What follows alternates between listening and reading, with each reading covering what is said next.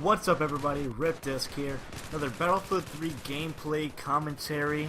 This is part 2 of my previous upload, where I'm playing with Ace Pilot on Operation Metro Conquest. It's basically us smacking down on some tryhards who basically only use FAMAS.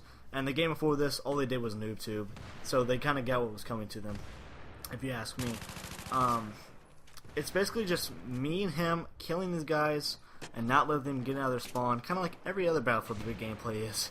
But they actually do get A here, and we have to force them out.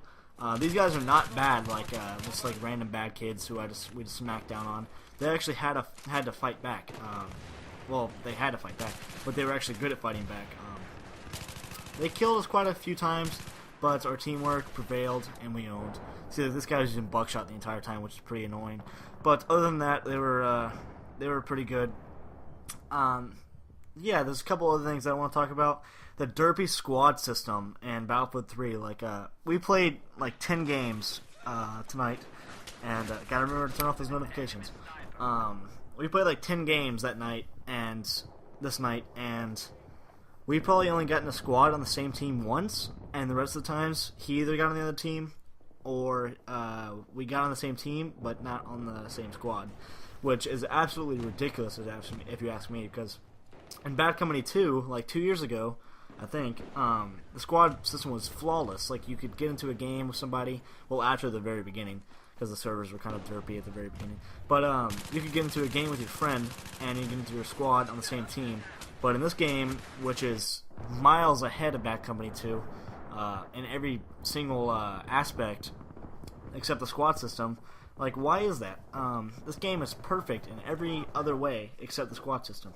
I mean, they had some patches to fix it up to where it's not completely retarded like it was, but it's still, there's many glitches where like, you won't even, like, someone can join my squad in the lobby and it won't show it to me, but it'll show it to them, and if I go to start a game, they'll get kicked out and we'll get put in different games, and they won't show up in your squad. And if that happens to you, if you invite your friend and they say that they're in there, but you can't see that they're in there, don't start the game. Just have your friend host the lobby, because it will not put you on the same team, and it will put you in different games most likely.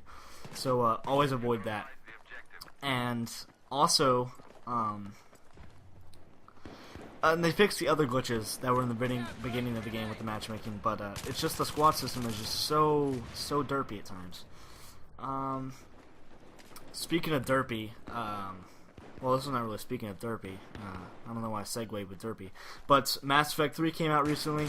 Tell me what you guys think about Mass Effect, because I haven't played any of the Mass Effect games. Should I go buy 1, 2, and 3? Or should I not even get any of them? Are they, like, not worth the, $100 I'm going to spend on all of them? Because I'm already playing Skyrim. Skyrim's keep me busy, and so is New Vegas with the Let's Play, which shouldn't take too much longer to finish. I don't know if I'm going to do the full Let's Play or if I'm going to do the main quest. I'm probably just going to do the main quest, and then later on I'm going to do the full playthrough with, like, all the side quests and stuff. Which the priority is getting the main quest done, and then after that I'll upload some side quest missions and such as those things, and maybe the DLCs afterwards as well on the same character.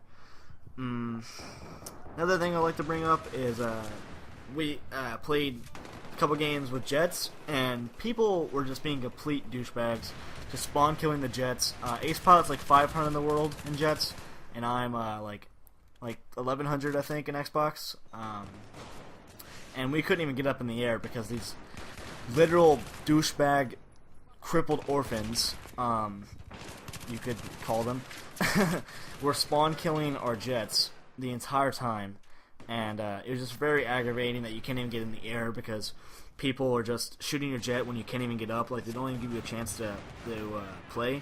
They did this constantly. I'm not talking about like 1 or 2 times just to make sure they didn't lose the game. They were dominating, and they did it every time we got in the air. I know I have my fair share of spawn killing jets, but I did it when only I needed to win the game, like it was like a tiebreaker with tickets, or if I did it like 1 or 2 times just to give my helicopter a break. But these people did it constantly, like no joke, didn't let up, and it was very, very aggravating.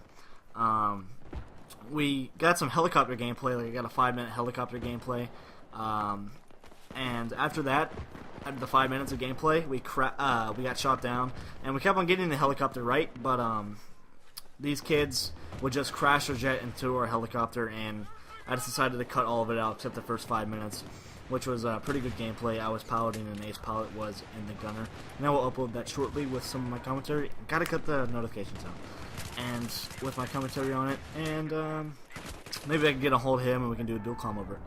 But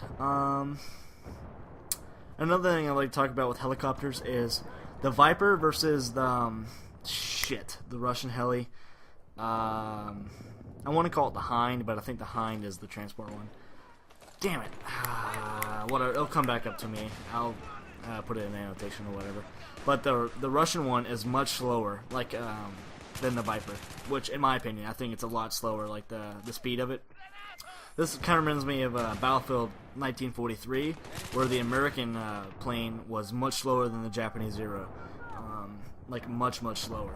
Like if you spawn in the Japanese Zero, you can get off the battleship in like 3 seconds, but with the American plane, it takes like 4 seconds.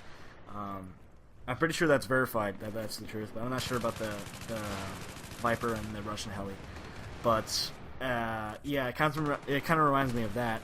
And I love Battlefield 1943. That's a really good game. It's $15 on the arcade, and it's one of the best experiences you'll have with the arcade. So if you have $15 to spend on your Microsoft points or whatever, yeah, you should probably buy that, or maybe like San Andreas or something, some other good game. But if you're looking for a multiplayer game that's solid and not retarded, and I think there's like a good solid 500 people playing that game. There's some people that are like really religious about that game. And religious about that game, and it's really fun to play. The tank battles on Wake Island, the air superiority mode, which I wish they'd bring into a modern Battlefield game, like jets versus jets. Air superiority mode is basically like only planes or only aircraft versus each other, which would be a great addition with jets, but they just don't seem like putting it in for some reason.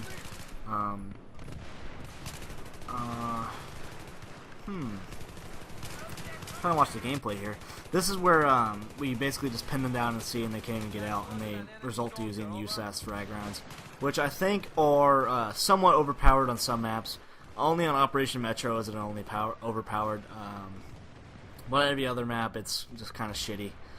Maybe on Grand Bazaar, the shittiest map in the game, maybe it's pretty good. But Operation Metro is probably the best map to use it on, and probably the only map to use it on. Yeah, that's how much more time do I have the commentary? Yeah, so I'm gonna basically leave you guys with the last 30 seconds of this gameplay. I think it ended up going 36-9, but I think it was a pretty good gameplay because we kept them in their spawn. And this is, if you're actually watching the gameplay, this is a really good way to keep them down in Operation Metro. So I hope you guys enjoyed, and peace.